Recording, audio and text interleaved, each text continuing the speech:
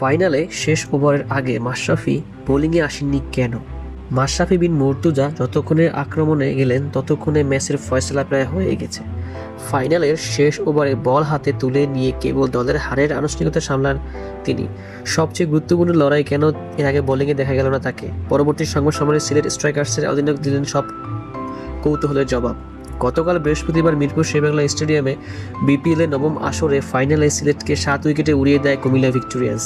আগে ব্যাট করে 175 রানের চ্যালেঞ্জিং পুঁজি পেয়েছিল মাশরাফি বাহিনী। 4 বল হাতে রেখে ওই রান পেরিয়ে যায় ইমরুল কায়েসের দল। টানা দ্বিতীয়বারের মতো কুমিল্লা চ্যাম্পিয়ন হয় বিপিএল এ। আসরের সফলতা এবং সফলতম দলের এটি সব মিলে 14 শিরোপা। লক্ষ্য তারায় 34 রানে 2 উইকেট খুইয়ে ফেলেছিল কুমিল্লা। এরপর 57 বলে 70 রানে তৃতীয় উইকেট দিতে তাদেরকে জয়ের কক্ষপথে আনেন লিটন দাস ও জনসন চার্লস। লিটন ফিরলেও ওয়েস্ট ইন্ডিজের চার্লস হয়ে ওঠেন বিধ্বংসী। মঈন আলীকে নিয়ে মাত্র 40 বলে 72 রানে অবিচ্ছেদ্য জুটিতে ম্যাচ শেষ করে দেন তিনি।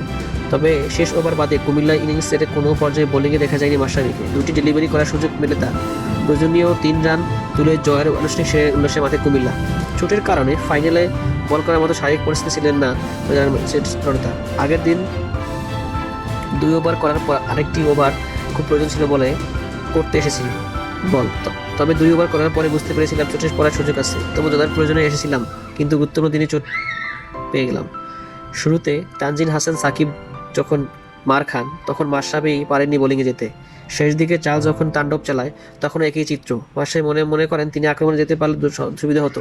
আজকে বৃহস্পতিবার উইকেট ঠিকই ছিল, কখনো কখনো বল থেমে আসছিল ব্যাটে। হয়তো বা বল করতে পারলে ভালো খারাপের কথা বলা যায় না, তবে সুবিধা হতো আর কি।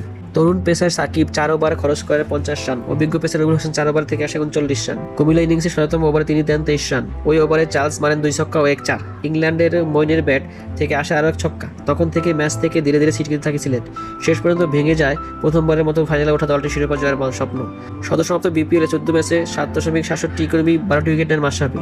এক সময় উইকেট শিকারীদের তালিকার শীর্ষে ছিলেন তিনি, কিন্তু চোটের কারণে পরে নিয়মিত বল করা হয়নি তার। সব মিলে মাত্র 36.3 ওভার হাত ঘোরাতে পারলেন তিনি।